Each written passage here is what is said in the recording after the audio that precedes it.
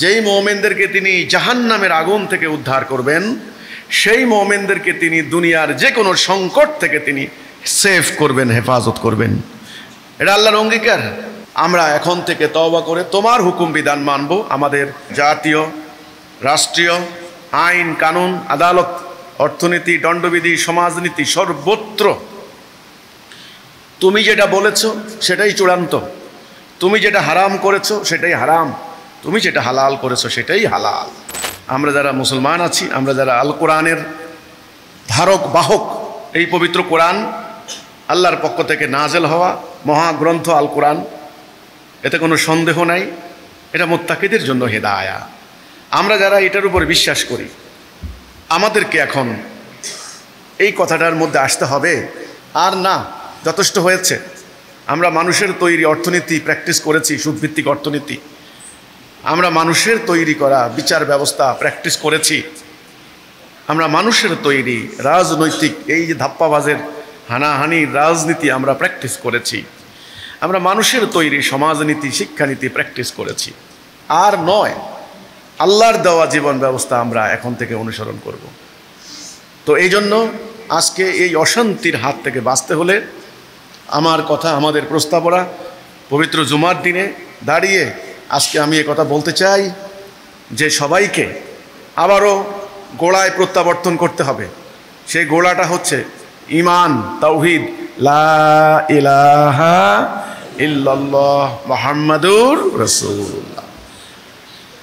আমরা আল্লাহর বিধান ছাড়া, আল্লাহর হুকুম ছাড়া আমরা আর কারো হুকুম বিধান মানব না।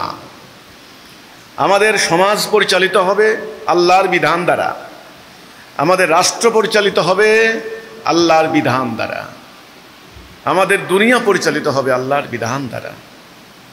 এবং আমাদের পথ প্রদর্শক হলেন শেষ নবী, আখির নবী, রাহমাতাল লিল আলামিন। ওনার মাধ্যমেই আমরা এই হেদায়া পেয়েছি। কাজেই এই গোড়ার মধ্যে আসতে হবে, এটা ঈমান। এই ঈমানে যদি আমরা আসতে পারি, আমরা হব মোমেন। আমরা কি হব? মোমেন। তখন আল্লাহ আমাদের উপরে সন্তুষ্ট হবেন। আল্লাহ বললেন, আমি মোমেনদের ওয়ালি, আল্লাহু ওয়ালিউল্লাযিনা আমানু। আল্লাহ মোমেনদের ওয়ালি। এখানে দুনিয়াতে আমার রাস্তা হচ্ছে দুইটা, একটা হলো সিরাতুল মুস্তাকিম, একটা হচ্ছে দালালা।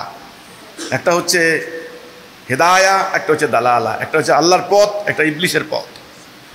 এই পথে যারা থাকবে আল্লাহর পথে, তারা হচ্ছে মোমেন। আর যারা আল্লাহর পথে থাকবে না, তারা হচ্ছে কাফের, পথভ্রষ্ট।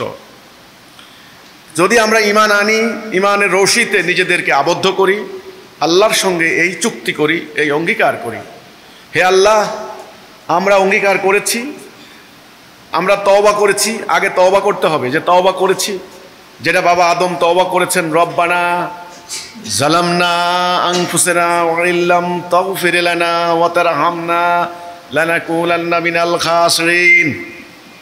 আল্লাহ, আমরা নিজেদের উপর জুলুম করেছি, আল্লাহ অন্যায় করেছি নিজেদের উপরে, আমরা ভুল করেছি, আমরা বুঝতে পারিনি। কারণ আল্লাহ বলেছেন, হে আদম, আমি কি বলি নাই যে শয়তান তোমাদের প্রকাশ্য শত্রু, ও তোমাদের ভাইয়ে ভাইয়ে দ্বন্দ্ব লাগিয়ে দেবে, পাড়ায় মহল্লায় অশান্তি সৃষ্টি করবে, সে জুলুম নিপীড়ন চালানোর জন্য তোমাদেরকে ওয়াসওয়াসিল খান্নাস, ওয়াসওয়াসা দেবে।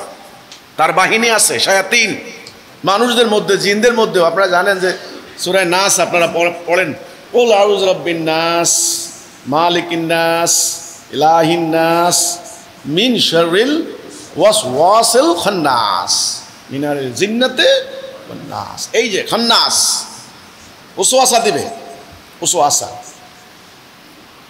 ইনস্টিগেশন করবে, মানে প্ররোচনা করবে, প্ররোচিত করবে।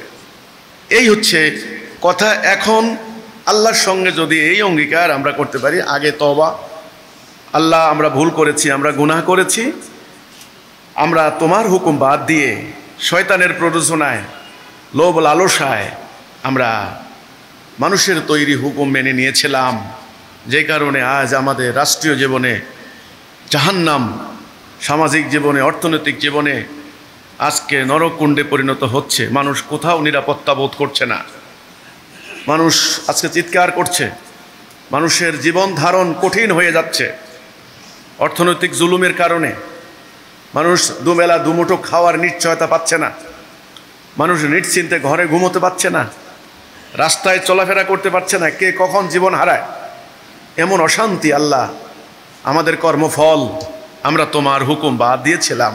এই তওবাটা আগে করতে হবে যে আমরা বুঝতে পেরেছি, আল্লাহ আমাদেরকে মাফ করে দাও, আমরা এখন থেকে তওবা করে তোমার হুকুম বিধান মানব। আমাদের জাতীয় রাষ্ট্রীয় আইন কানুন আদালত অর্থনীতি দণ্ডবিধি সমাজনীতি সর্বত্র তুমি যেটা বলেছো সেটাই চূড়ান্ত, তুমি যেটা হারাম করেছো সেটাই হারাম, তুমি যেটা হালাল করেছো সেটাই হালাল। তোমার রায় চূড়ান্ত।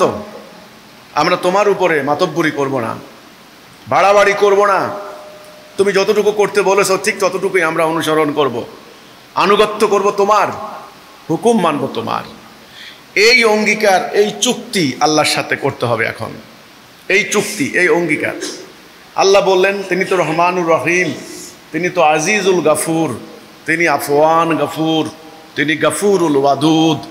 তিনি বললেন যদি তোমরা এই অঙ্গীকার করো তবে আমি তোমাদের সমস্ত গুনাহ মাফ করে দেব, তোমাদেরকে জান্নাতে দাখিল করব। আল্লাহ রাসূল এই জন্যে বলেছেন মান ক্বালা লা ইলাহা ইল্লাল্লাহ ফাদাখালাল জান্নাহ, যে বলল লা ইলাহা ইল্লাল্লাহ সে জান্নাতে দাখিল হবে, সে জান্নাতে প্রবেশ করবে। এই লা ইলাহা ইল্লাল্লাহ হচ্ছে এখন বান্দার সাথে আল্লাহর একটা চুক্তি, আল্লাহর একটা কন্ট্রাক্ট, যে আল্লাহ আমরা তোমার বিধান ছাড়া আর কারো বিধান মানব না, হুকুম মানব তোমার, বিধান মানব তোমার। এই অঙ্গীকার যারা করবেন তারা হবেন মোমেন। তারা কি? মোমেন। যেটা আমি আগে বলেছিলাম, মোমেনদের ওয়ালি কে? আল্লাহ রব্বুল আলামিন। মোমেনদের ওয়ালি, অভিভাবক। মোমেনদেরকে উদ্ধার করবেন আল্লাহ। যেই মোমেনদেরকে তিনি জাহান্নামের আগুন থেকে উদ্ধার করবেন, সেই মোমেনদেরকে তিনি দুনিয়ার যে কোনো সংকট থেকে তিনি সেভ করবেন, হেফাজত করবেন।